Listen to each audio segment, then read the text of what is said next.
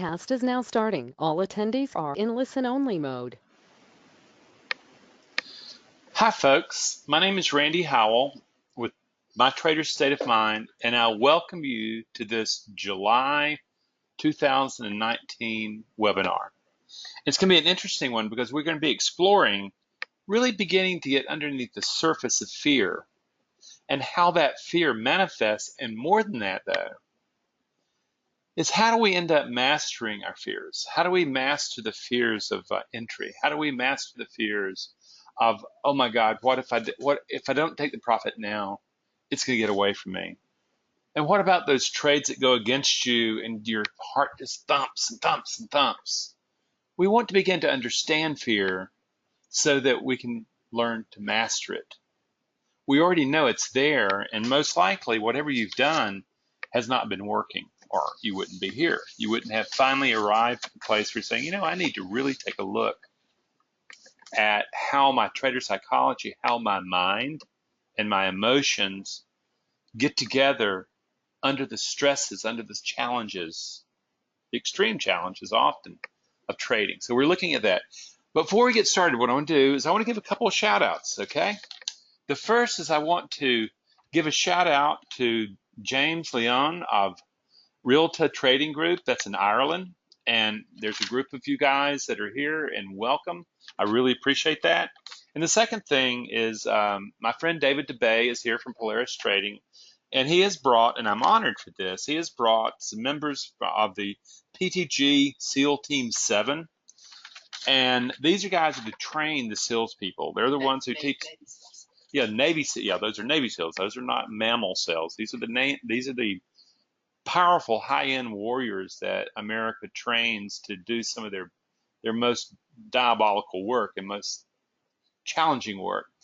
And these guys would have an enormous understanding of this. And what I want to do is have you understand that the military sees mindfulness, which we're going to be talking about tonight, is something very serious. They have recognized something like this. They don't call it mindfulness, though. They call it zeroing the mind. And what they do is the military is testing mindfulness to train the brain so warriors can zero that mind for increased attention, focus, and calm under extreme conditions. And this is it's particularly being done at the Virginia Military Institute and at Fort Drum, and by a guy by the name of Lieutenant General Piet. So what you're looking at is you're seeing this interest from the military to help warriors under enormous stress. And what I'm going to say is this, is I want you to think about that, is that no, you're not having people shooting at you. But what happened is you are in your emotional brain, you're triggering the fight-flight response, or could be triggering it every time you trade. Every time you approach uncertainty, what's going to happen? Have risk, and to understand to the primitive brain that risk means the fear of death. It doesn't mean I'm risking capital. Managing risk is managing your life force. And then having it happen in such a short period of time, that's what just blows the brain up and blows the trading mind up. So we want to take a look at this. And where we start is, you know something, every trader wants to hit that vein of gold. That's what they get into stuff for. And they say, if I just keep if I keep working hard enough, then I'm going to finally get it. I'm going to get there. But somewhere the endurance kind of goes down. Somewhere the hopelessness kicks in. Somewhere maybe even the shame kicks in. And you begin to say, man, if I only did it a little bit more, I would have broken into it.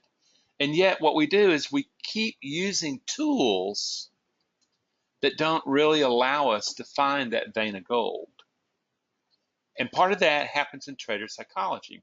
Very interesting. I work with a fellow who's an accomplished trader. He has there's a number of people that he's training, and he was actually going to supplement the ability for them to work with me. The three of them declined. They're not successful traders. And Rob's gone through my work and he knows its value, and he's saying, no, you got to learn how to do this. It's 80% mind, man. You got to get this down. It's only 20% methodology.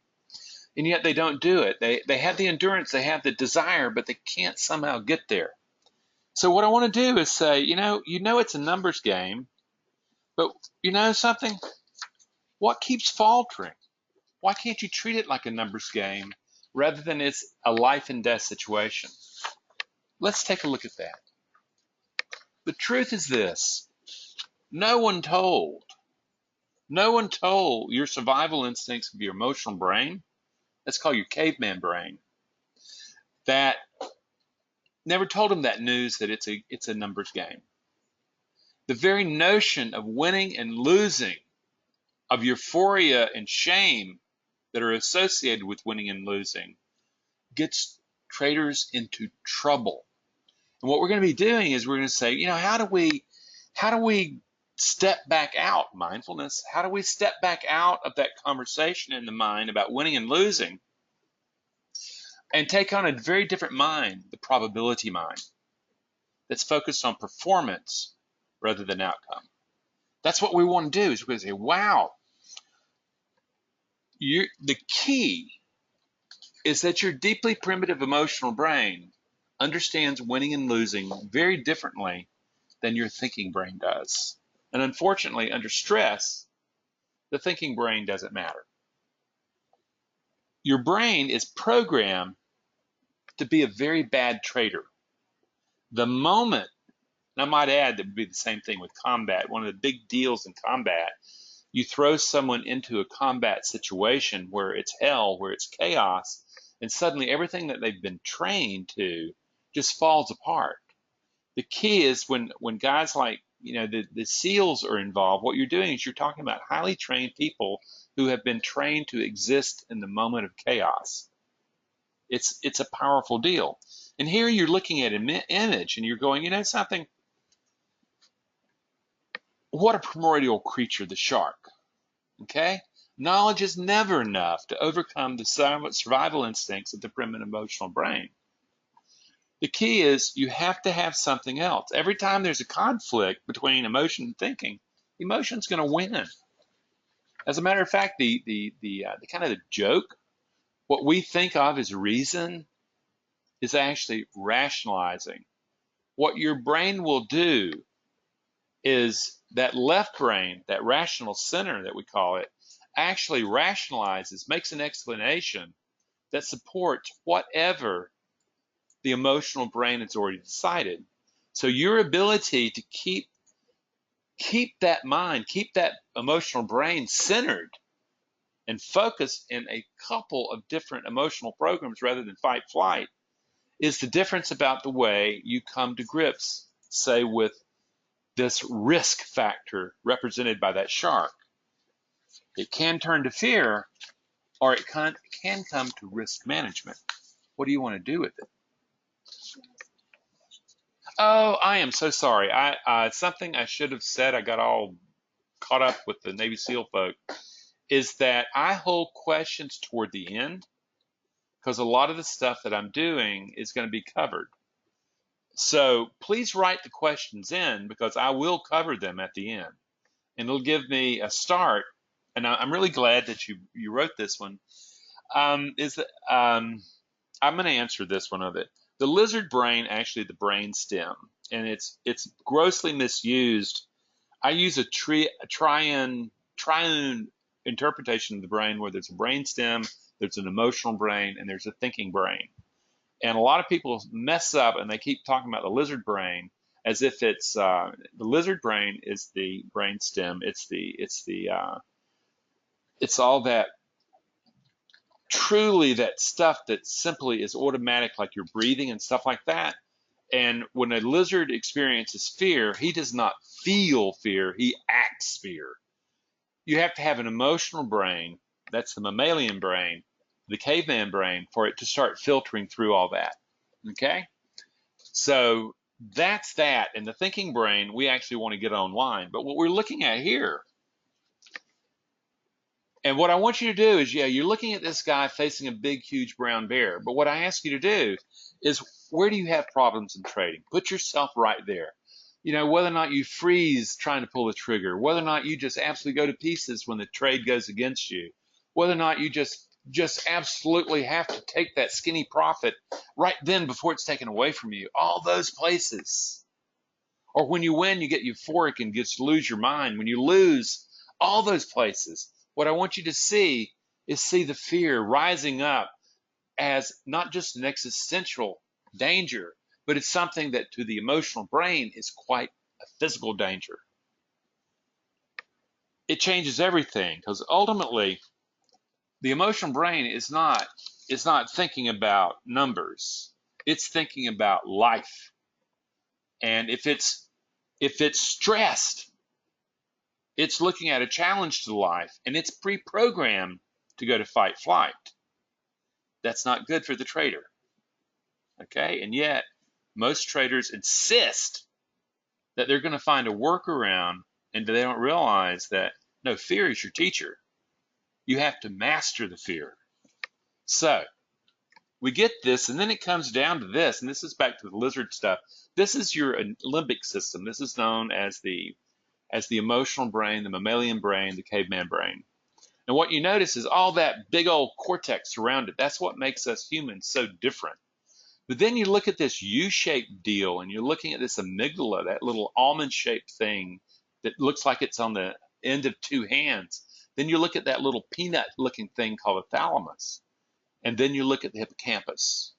Ultimately, what happens is that thalamus is what we call the traffic cop.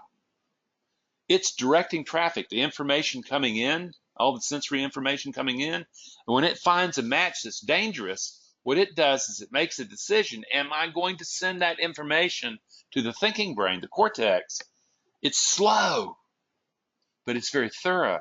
But what if it's dangerous? Well, if it's dangerous, we're not going to send it to the cortex. We're going to send it to the amygdala. We're going to send it to the amygdala so there's fast action, nanoseconds. It's acting in 0.003 seconds before thought even emerges. Thought, if it ever even gets there, emerges about a half a second later in the cortex.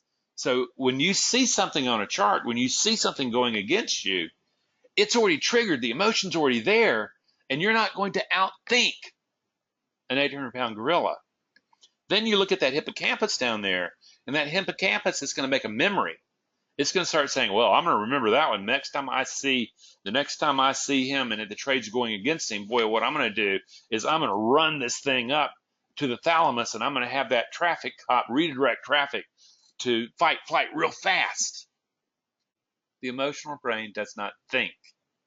When it detects danger, emotion becomes fused on short-term survival, and you do not have a numbers brain. That cortex, the numbers part, is gone. So let's take a look at this. We've gotten this thing going, is fear the real enemy? I want you to listen. This is Sun Tzu was a very, very famous author in China and was a great warrior. And what he says is, if you know the enemy and know yourself, you need not fear the result of 100 battles. But listen carefully. If you know yourself but not the enemy, for every victory gained, you will also suffer defeat. And this is the deal, friend. We don't know the enemy that lives within us.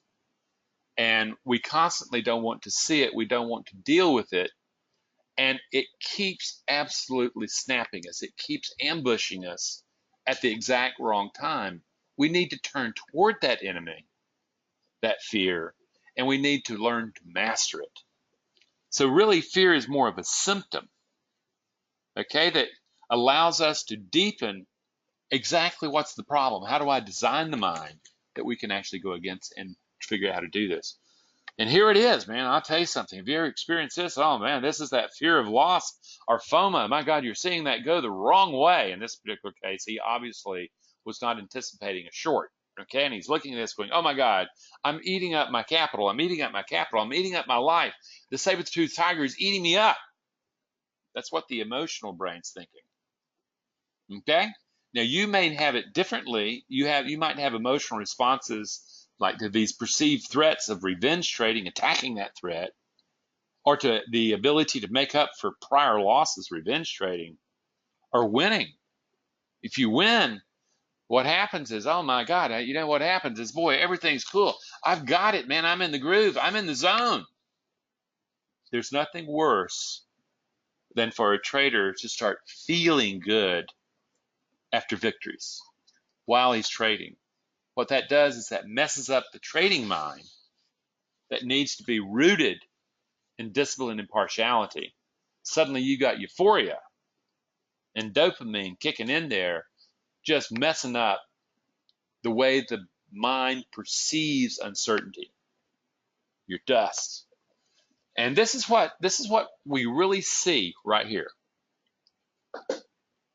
When you experience the challenges of stress, that's in the trading lingo, that would be putting capital at risk with an uncertain outcome. Once you realize I'm not in control of outcome and it's uncertain, what happens is all this cool stuff, that higher cortex, just nothing happens.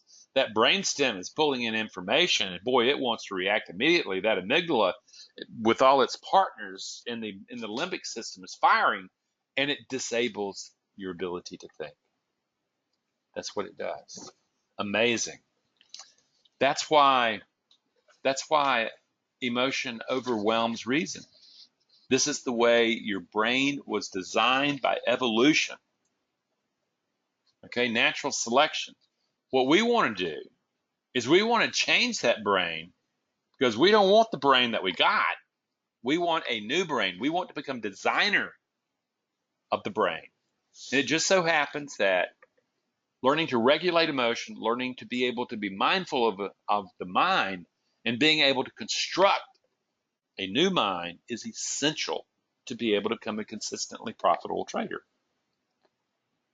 So, what we discover very quickly is this, is that your brain, and this may be a bias you have, is your brain wants control.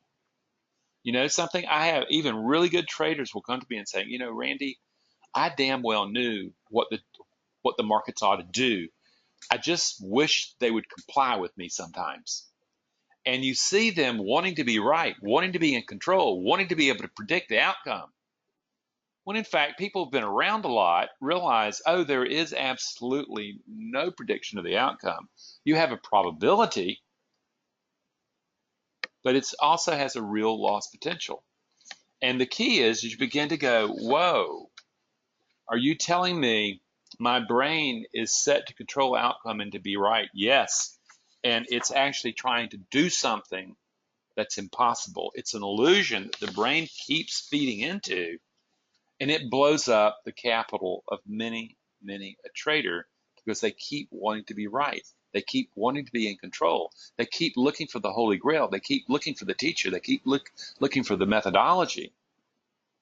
And what they discover when you start talking to really good traders, you know, what they say is, the methodology, you're actually, you know, your strategy is about 20% of the deal. The real deal is emotional discipline. That's the deal. Unless you can produce emotional discipline, that's 80% of the ability to be consistently profitable. Then you're never going to hit that goal line. So what happens? Well, here it is. You want to win, and then you want to make up by prior losses so you can keep winning. And you have this notion, I want to win. From a short-term survival perspective, man, this makes all the difference in the world.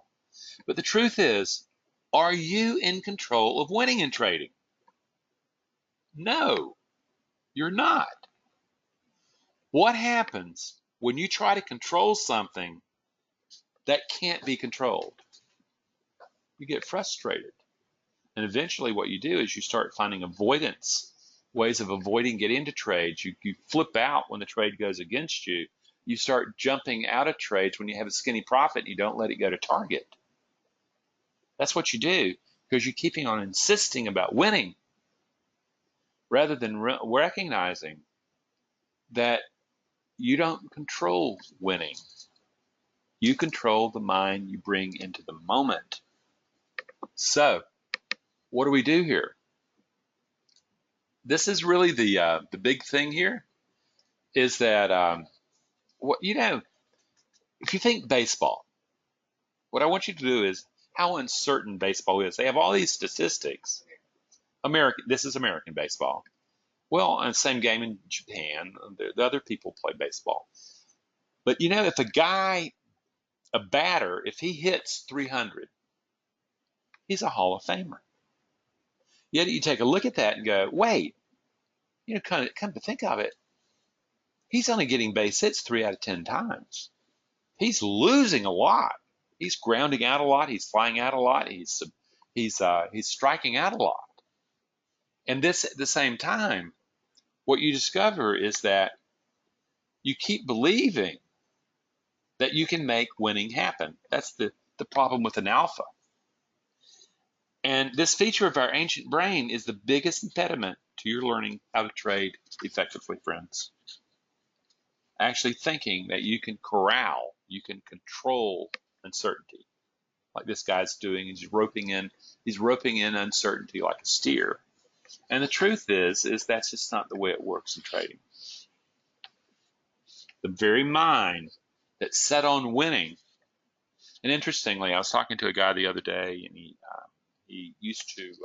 got trained by a very large firm, and at the opening thing, of which they paid a lot of money to go to, they asked what the people's goals were. There were about 100 people in there, and almost everybody said, my goal is to become a billionaire trader. My goal is to be a millionaire, make $1 million, blah, blah, blah, blah, blah. They're all talking about winning an outcome. They're not thinking about, well, what do you actually have to do to be able to be consistently profitable? You actually have to be able to control the mind. You have to produce a mind that can perform well in uncertainty and risk and money on the line. That's what you have. Otherwise, you're just making up affirmations. You're just making up visualizations. They're going to fall apart when real risk happens. So here's the key, friends. This brain, this wonderful brain that you have that is the apex of evolution on Earth, maybe, at least from our perspective, that brain that you brought to trading is simply not built for the task. It's not going to happen, okay? And what I want you to hear is anything you can't control is allowing you the opportunity to learn how to let go of that. It's really hard to let go of winning and not losing. Yet the concepts we have of winning and losing are going to have to be altered if you're going to become a consistently profitable trader. It's hard. It's so hard. You want to be in control. Everything, every human potential thing you've ever seen, every personal development, everything is all about winning, getting the mind ready to win, to win, to beat, okay, to dominate. And yet we're saying, no, you can't dominate. You can't do that. You have to complete a completely different mind. So, how do you go about retraining the brain for probability management? How do you do that? This is what I would call the journey of the inner trader, not that outer trader that does all the talking. But the truth is, it's about how you get to train the brain to engage uncertainty and risk very, very differently. You become comfortable on that road. You become comfortable on that road. Then you go, well, what you believe about winning and losing are going to have to change. Your notion of winning and losing just simply don't work with the markets. You can't control them. Ultimately, winning to a seasoned trader is just a recognition that you landed on the right side of probability by your perspective. Okay, that's all you did. There's no reason to get all worked up. At the same time, if you lose and you're performing well, that's a given here, okay? If you lose, you just simply landed on the wrong side of probability. And it doesn't mean that you're bad, or it doesn't mean that life is gone. It just means you need to minimize that loss. You need to trade for another day. Winning just simply means, okay, I've won. That was really cool. If I need to have a bout of euphoria, a bout of feeling good, I need to go outside, exercise, get an ice cream cone, do something. But when I come back, I put on my game face again, and I get out of the, oh man, I won, I'm confident, I'm a good trader. No, no, no, no. What happens is that you are a good performer. And occasionally you win, occasionally you lose. And what you're doing is if you lose, you're minimizing the loss. And if you win, you want to see how far that thing will run. That's all you're doing. So how do you develop an emotionally intelligent mind for trading? How do you do it? Well, it starts with this. It starts with an understanding, a very new understanding about emotions that I've already started talking about. It's understanding that all thinking is emotional state dependent. It's understanding that most of the decisions that you made have already been made for you before you think. Thinking just simply rationalize it. And then once you get past that new conception of what emotions are and about winning and losing, you begin to look at emotional regulation and going, I need to start calming the emotion down.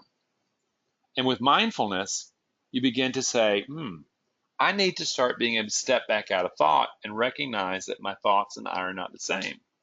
It's the same thing with the armed forces where they're beginning to realize that if you zero the mind, you become more focused, you become more alert. Your ability to maintain consistent thought in extreme stress is greatly improved. And a lot of people go, mindfulness for warriors? Absolutely. The military's not spending those big bucks because they think it's just really a neat thing to do. Now they're looking at it, they're looking for an edge. The next thing is you need to find the self-limiting beliefs that are driving your performances. Not the ones you talk about, not the ones you purport, but the ones that are being revealed in your performances. Those are the ones most hidden, and the ones that you're not willing to bring into working awareness. Those are the ones that you're going to have to learn how to face and master. Then you're going to have to develop your inner strengths, and it just so happens that's probably one of the big, powerful parts of the coursework that I teach, is we teach how to access these God-given strengths within you and to bring them up and to build a mind from the empowerment that exists within your mind rather than from the weaknesses that exist within the mind under pressure. Big deal. And then what you have to do is you have to learn to manage the mind that trades. That's where we're at. The place we want to start is with emotional regulation. What we want to do, if you understand an emotion as a biological action potential that coordinates action between the organism, that would be you, the trader, and the environment, that would be the markets. And they trigger based on fluctuations in the environment. So if something happens in the environment that's a change of status, automatically an emotion is going to come. As it starts developing, you, the trader, need to be able to regulate it so that it doesn't crank up. That's called arousal, and become a feeling. The feeling is literally a switch that goes off, and the chemistry of that emotion goes through your body. You may feel it in your gut, like your sinking feeling and stuff like that, but that's the emotion there. And you need to regulate it before it overwhelms your ability to think clearly. Because once it does, you're toast. So that's where emotional regulation is. You need to observe the emotion in your body because emotions are biological in nature. They take over the mind. But when you start feeling tension in your body, when you're holding your breath, when you're breathing excessively fast, you're fanning the arousal of an emotion, and it's right there that you can alter that emotion before it just absolutely ambushes your thinking mind. And that's what most traders don't do. They don't observe that emotion when they can do something about it. The emotion has already exploded and has just swept them away before they know what they've done. You just have to educate yourself. Then what we also do is we start going, well, you know something?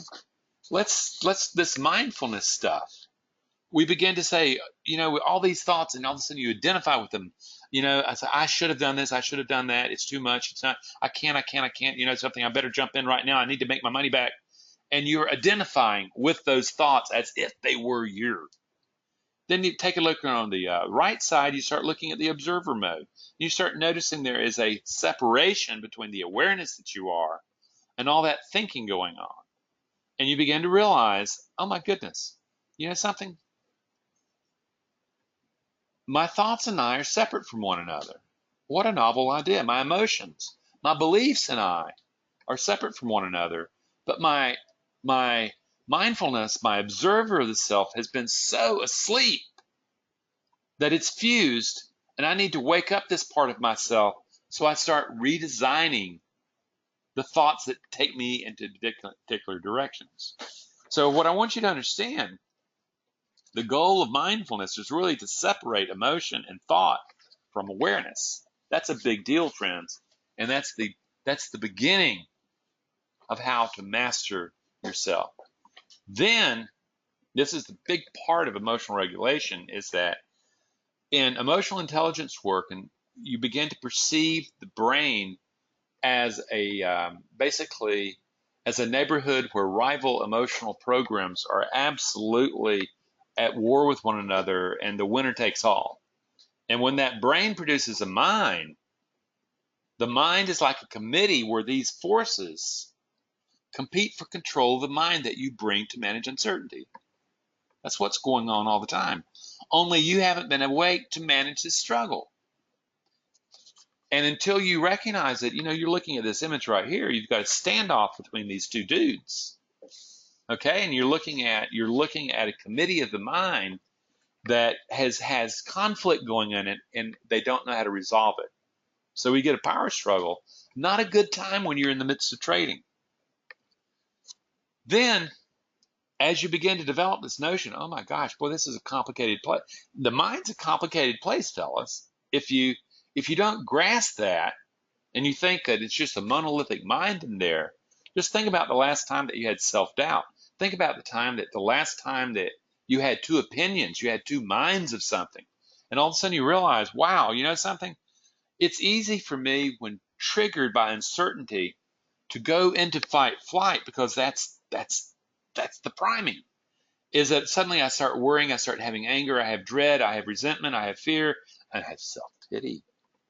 This is the self-talk that you were born into and adapted to for survival, and that's the self-talk you brought as a brain into your trading. And that has to change. This is the power struggle going on in your mind every time you trade. Every time you trade, this is the power struggle. And within that power struggle, there is an inner critic and an adapted voice. Have you ever noticed the inner critic? Have you ever noticed that there's a criticizing voice, a judging voice, or a tempting voice that lives in you? Have you ever heard that? Oh, you're never going to make it. You don't, God, you're not smart enough. You're not this, that, whatever. Or have you ever, get in. Just take this trade. You're going to make $1 million. Have you ever heard that? That's the inner critic. That's just not willy-nilly thoughts running in the mind. These are powerful forces living in the mind. And it just so happens the inner critic is very destructive. And if you ignore and pretend the inner critic's not there, it's like you leave the back door into the committee of the mind open, and the inner critic gets in. And then you have this adapted voice, little Red Riding Hood in this case. That's the part of you, that's the limbic brain, that's the emotional brain, that's the part that experiences fear or aggression in response to uncertainty and risk. What we want is to move from fight flight to approach motivation. We want curiosity. We want the discipline to maintain order. We want the courage to turn toward that fear. We want the ability to soothe fear. And then we want to have crystal clear thinking. To do that, you're going to have to master the inner critic that lives within you.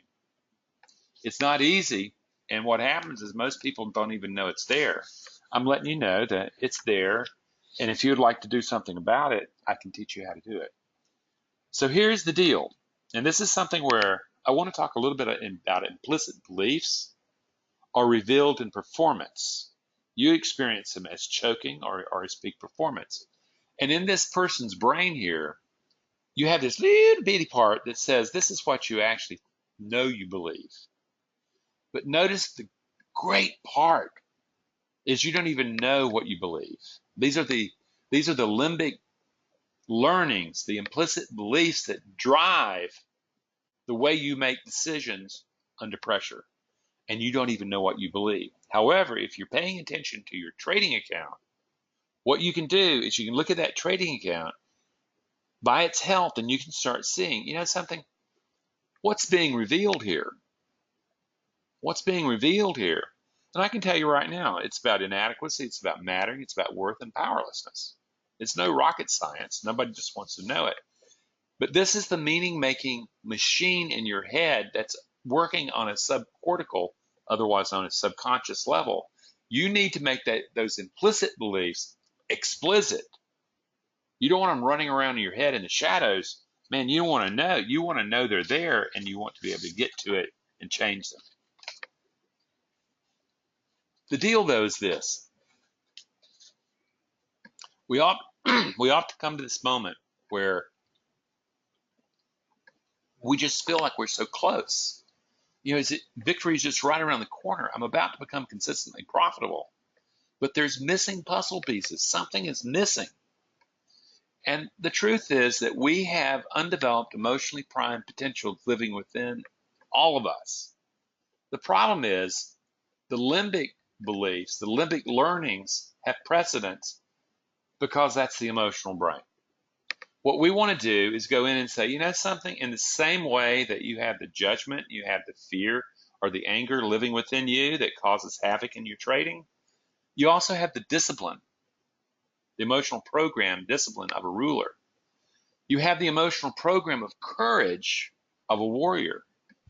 You have the self-soothing of a caregiver, and you have the impartiality of a sage. They exist as emotional potentials within you, but they just simply have not been developed very well. And most likely you didn't grow up in an environment that allowed particular ones of these to have naturally come forward. But we're going to have to develop them now if you're going to be a successful trader. This is the performance edge that you need for consistent profitability. What you're doing is it's going to take personal development. You can develop these 4 elements.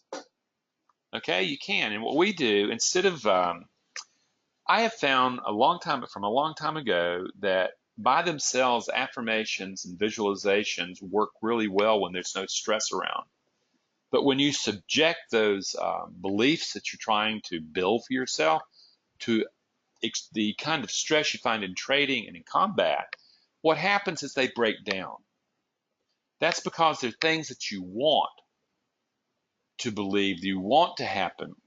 I use a process called memory enrichment. It really comes out of memory consolidation work. And I teach you how to access the discipline, the courage, the self-soothing impartiality under conditions of stress from literally memory that we reconstruct from experience so that you have access to those emotional programs. Friends, this is the missing piece. This is the piece that you're going to need to develop, okay? And there's no getting around it. You're just not going to magically click your fingers. No, you're going to have to personally develop these elements of the self. And it just so happens that I have found that memory enrichment is one of the fastest, most thorough ways of getting at that, rather than the years and years and years people invest in visualizations and affirmations and not have very much to show for it. This is the missing piece. What you're looking to do, again, they break down under stress, and you're looking at, this is the Yorkeys graph. It's been around since the late 1800s, so it's not like we haven't seen this. And on this graph, what you're plotting is performance versus arousal. And arousal is just simply your exposure to stress. And what you're noticing is at first, your ability to perform actually does increase as arousal and stress kicks in. You need a little bit of arousal. You can't be too darn relaxed. You know, when you're too relaxed when trading, trades are going to get by you. You're going to miss entries, not because you're scared, but because you're too darn relaxed. You need to be alert. You need to be focused. You need to be ready. And then under stressful conditions, under arousal conditions, there is an optimum performance level. Okay, and we're looking for that. We're looking to build that for you to be able to literally automatically not automatically, but you learn a process that gets you into that zone, into that flow, and allows you to stay in that optimum level. Because what happens with most people, they get too aroused and their performance starts plummeting. That's when you start saying, I gave it all back. I just can't seem to get into trades. I refuse to let the trade go to target, all that. But this is what you're looking at, and this is something that you can actually work with and get done something about. And from this new mindset, here's the deal, friends. You focus on your performance, not on the outcome. And I have a little story about this, is that I am a big fan of track and field. And a couple years ago, there was an American hurdler in the Olympics that was supposed to be just good as cream cheese. And the announcers were talking about him and how he was going to be the best thing in the world. He was going to probably win the gold, blah, blah, blah, blah, blah. And meanwhile, he's lining up with 6 other high-end athletes from across the world, and he's going through getting himself ready for this race, this hurdle race. And then they're off, and the announcers are just talking about he's just the best in the world. It's just all this stuff. And indeed, what happens is he does pull away. He does win the race. He does win gold, and he does set a world record. And so what happens, the announcers all come to him, and he's sitting there after this race, and he's heaving and huffing, trying to get his breath back. And they stuck microphones in his face and says, what was it like? What was it like? What was it like when you knew you were going to win? And he's looking at him like, what? He says, what were you thinking when you saw that you're going to win? And he looked at him finally and said, you want to know what I was thinking while I was racing? Notice he said racing, not winning. They said, yes, the world wants to know, sticking the microphones even deeper into his face. He says, well, I'll tell you. 1, 2, 3, 4, 1, 2, 3, 4, 1, 2, 3, 4. No, what were you thinking? He says, no, that's what I was thinking. It just so happens that 1, 2, 3, 4, 1, 2, 3, 4, 1, 2, 3, 4 is a systematic numbers that allowed his coaching to train him for his muscle groups and his brain and his muscles to work in coordination with one another. He was focused entirely on performance, not on outcome. Now, after he got out of that performance, he ended up talking about that they had outcome goals set 8 years ago about what they wanted to accomplish. But the thing is, what they knew, they had to perform well. They couldn't control if somebody's having a great day. They couldn't control if it was raining. They couldn't control all these factors. But what they could control was the mind that that athlete brought to the moment. And friends, that's the deal. That's what you're not doing. And if you take a look at this chart, we're looking at this flow state. Okay, and around that, you realize, well, there's that control, there's relaxation, there's boredom, there's apathy, there's worry, there's anxiety, there's arousal. And what you're seeing is you're looking at it in a particular area. Your job, and this would be called in the zone. Your job, and I would actually call it trader's state of mind. But what you're looking at is there's all these different kind of emotional areas, but what we want to do is we want to get into that zone of flow. We're focused on performance because that's all you control. However, if you control your performance and your methodology truly has an edge to it, what you do is you set conditions up for that edge to work optimally. And this is why winning only means that you landed on the right side of probability, and losing only means you landed on the wrong side of probability. The point is you did your job, you performed. And then you become a good loser. What you discover very clearly is you need to know when to fold your hand to minimize losses. It happens a lot. And you discover the alphas want to win. They want to win. And my God, it goes in against me. Well, I'm gonna double down on that. It may work in business. It does not work in trading. What you do is you realize that the only thing that I'm really doing is I'm working with a random process, and I'm finding a pattern within it that may or may not show up. When I get into that pattern, that setup, it may work, it may not, who knows? But the thing is, I need to be prepared for both eventualities. I need to be prepared to lose. I need to be prepared to exit the trade as a winner too. That's what the winning mind looks like in trading. Or you can fall back to fight flight. This is a very famous experiment, and Dolores wants you to know that she realizes that marshmallow is misspelled. But there was this very famous experiment about impulse, the ability to act on something right then or save it for a rainy day. These kids are said, well, okay, you have this one marshmallow right here, and what happens is if you don't eat this marshmallow, when I come back in 10 minutes, I'm going to give you 10 more marshmallows. And you're looking at kids right now dealing with the impulse to eat that marshmallow right now. The emotional brain so much wants to impulsively grab that thing and put it in the mouth and feel the sugar rush. And what you discovered is more than 85% of the kids tested, they chose the one over the 10. And when they saw kids get 10, they said it was unfair. Well, I want to tell you something. That brain is still alive. It's working with your trading all the time. And your job is literally to pass the marshmallow test when you trade. Your trading performances and your trading account are going to give you a complete, accurate picture of literally whether or not you have a probability-based mind waiting for that 10 to show up, or whether or not you have that survival instinct mind that's going to take that one marshmallow. Okay? And it's not like the one marshmallow is bad, but if you're a trader, it's nothing like the 10. It's your choice, though. Now, initially, I'm aware that it was all about making money and finding a way to live in the world. And the problem is when you get into trading, what you discover is this. If you fear something, it owns you. And literally, like this graphic says, the fears that we don't face becomes our limits.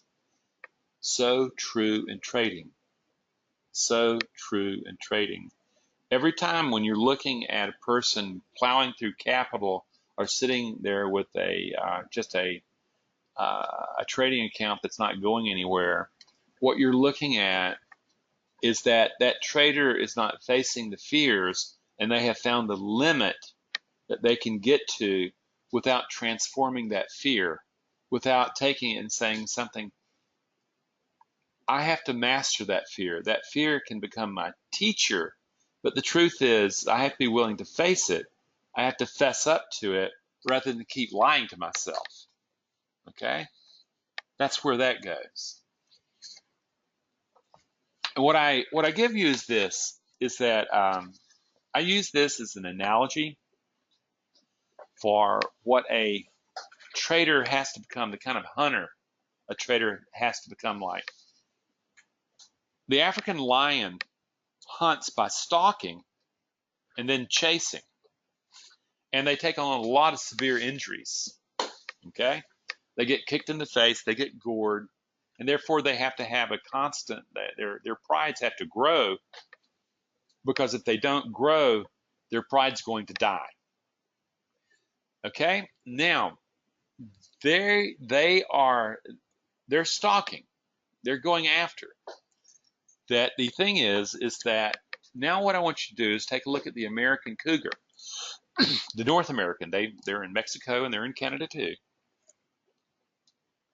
In this particular case, they're both, understand, the African lion and the American cougar are both apex predators.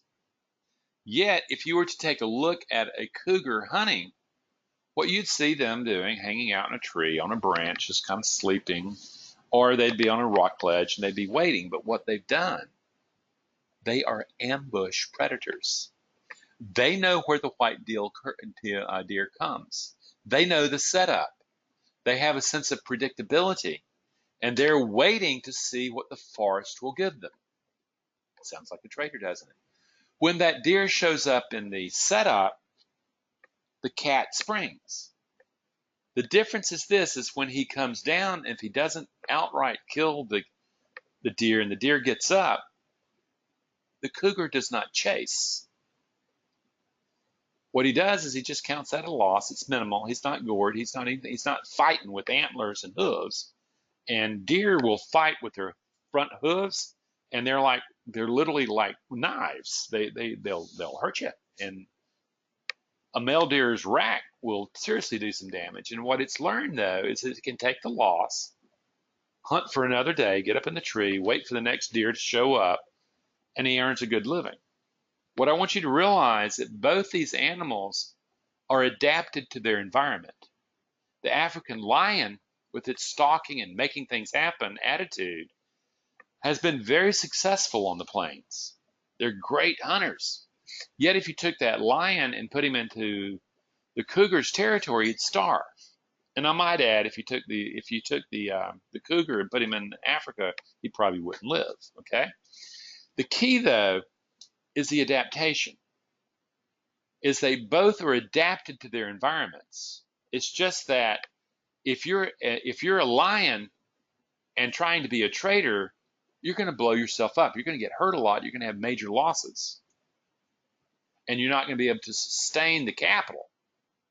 However, if you're an American cougar, you're going to minimize those losses. You're not going to exert so much energy. And if you do lose something, you have a minor loss, but when you make a kill, it happens back just like that, and everything's good. That's the ambush. And traders are much better prepared to be the ambush, okay? And this is the key. It's not like both are apex predators. But do you want to be a successful apex predator? Or do you want to be an extinguished one, no longer in the gene pool? Up to you. We can help you if you want the success. As a matter of fact, how do you become the change? And what I've said here is this, is that for all of you guys out there, understand this.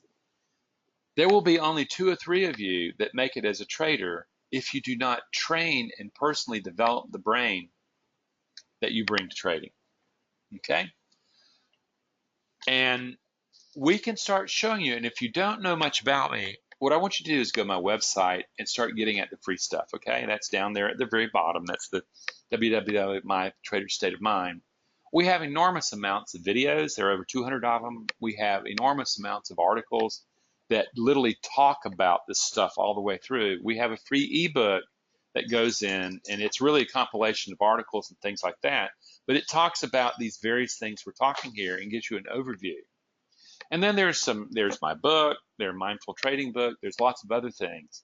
The thing is, what we want to do is we want to start educating you about what it's really going to take. Now that you're here in trading, what's it really going to take to transform the brain and the mind that you brought to trading to the brain and mind of a probability mind that can produce success in trading? Ultimately, and by the way, that ebook's free. Just go and please get it, and it works from there. But if you're looking at the serious stuff, and you know something, I know that you can read a lot about this stuff, but reading about this kind of change is like reading a trading textbook and then getting in front of stuff, risking real capital, and discover that the textbook is nothing like the real experience.